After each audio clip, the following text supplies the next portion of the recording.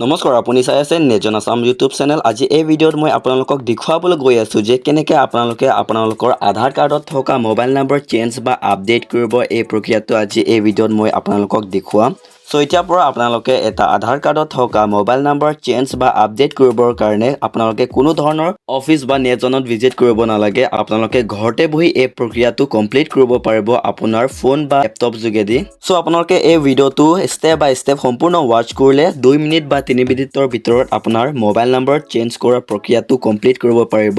তো সময়বোৰ নষ্ট নকৰি মেইন টপিকলৈ আলোচনা কৰিম আৰু মোৰ এই টপিকটো চাই আপোনালোকে অকমানো হেল্প পাই তেন্তে লাইক এটা কৰিব, লগতে বন্ধু বান্ধৱীক শ্বেয়াৰ কৰি যাতে ইহঁতৰ এই ভিডিঅ'খন চাই ঘৰতে বহি ইহঁতৰ নিজৰ আধাৰ কাৰ্ডত থকা মোবাইল নম্বৰ চেঞ্জ বা আপডেট কৰিব পাৰে। আৰু মোৰ এই চেনেলখনত আপোনালোকে প্ৰথমবাৰ ভিজিট কৰিছে তেন্তে ছাবস্ক্ৰাইব কৰিব একদম নাপাহৰিব, যাতে এনে ধৰণৰ অনলাইন প্ৰচেছসমূহ আপোনালোকে ঘৰতে বহি আবেদন কৰিব পাৰিবৰ কাৰণে।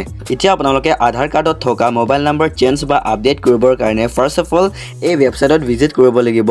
সো এই ৱেবছাইটত ভিজিট কৰিবৰ কাৰণে মই ডেছক্ৰিপশ্যনত লিংক থৈ দিম। আপোনালোকে এই লিংকত ক্লিক কৰিলে এই ৱেবছাইটখন মুকলি খাই যাব।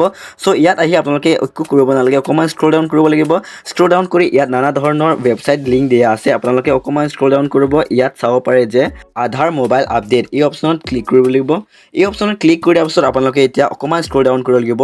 স্ক্ৰল ডাউন কৰি ইয়াত আপোনালোকৰ বেছিক ডাটাসমূহ ইয়াতে ফিল কৰিব লাগিব। সো ফাৰ্ষ্ট বক্সত আহিছে আপোনালোকৰ সালুটেশনছ, ইয়াত ক্লিক কৰি আপোনালোকে মিষ্টাৰ, মিছিছ বা মিছ আপোনালোকে সিলেক্ট কৰি ল'ব।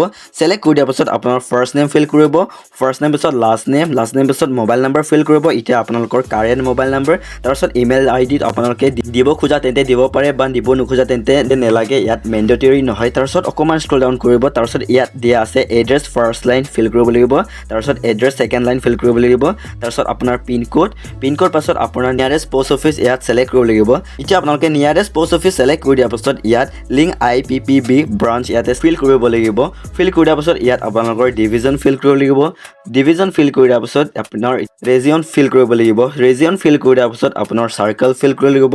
চাৰ্কল ফিল কৰি দিয়াৰ পাছত আপোনাৰ ষ্টেটখন ফিল কৰি দিয়াৰ পাছত ইয়াত এনি স্পেচিফিক ৰিকুৱেষ্ট আপোনালোকে মেছেজ দিব খোজা তেন্তে দিব পাৰে।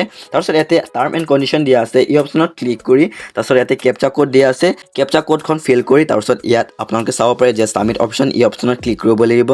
এতিয়া আপোনালোকে সাবমিট অপশ্যনত ক্লিক কৰি দিয়াৰ পাছত একো কৰিব নালাগে। আপোনাৰ আধাৰ কাৰ্ডত থকা মোবাইল নম্বৰ এক সপ্তাহ ভিতৰত আপোনাৰ অট'মেটিকেলি চেঞ্জ বা আপডেট হৈ যাব। আপোনালোকে কোনো ধৰণৰ ৰেফাৰেঞ্চ কোড নালাগে যাতে আপোনালোকে ট্ৰেক কৰিব। সো এনে ধৰণৰ অট'মেটিকেলি আপোনাৰ 7 ডেজ আণ্ডাৰত চেঞ্জ বা আপডেট হৈ যাব।